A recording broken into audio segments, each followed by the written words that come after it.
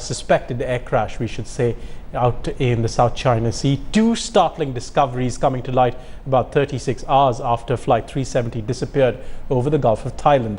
The first, that two people on board that flight were flying with stolen European passports.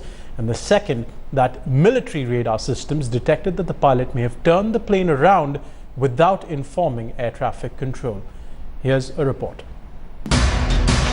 36 hours after the Boeing 777 went off the radar, the Malaysian government formally launched an investigation into the terror angle. The fact that two people on board the ill-fated flight had on them stolen European passports.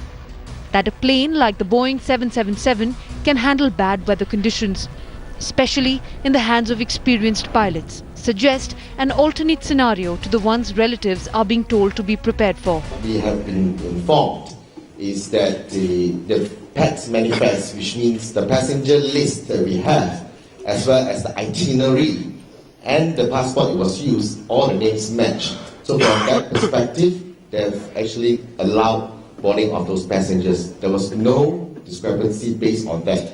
In terms of the allegation on false documents, that one I will leave it to Malaysia Command Center to make that comment.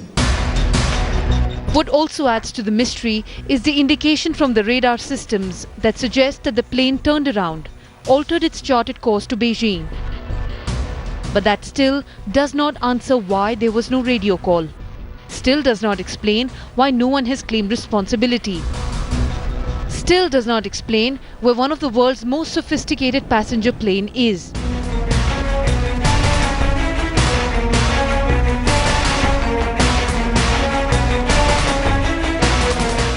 More than a day later, the mystery over what happened to Flight 370 remains.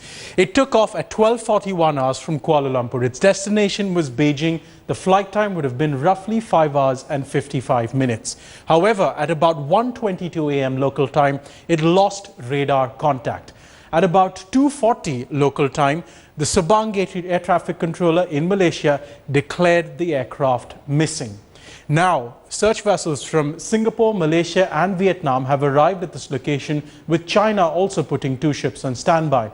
Meanwhile, Malaysia's Transport Minister Hishamuddin Hussein has said that the aircraft may have in fact turned back from its last reported radar contact. That would in fact widen the search area for these vessels.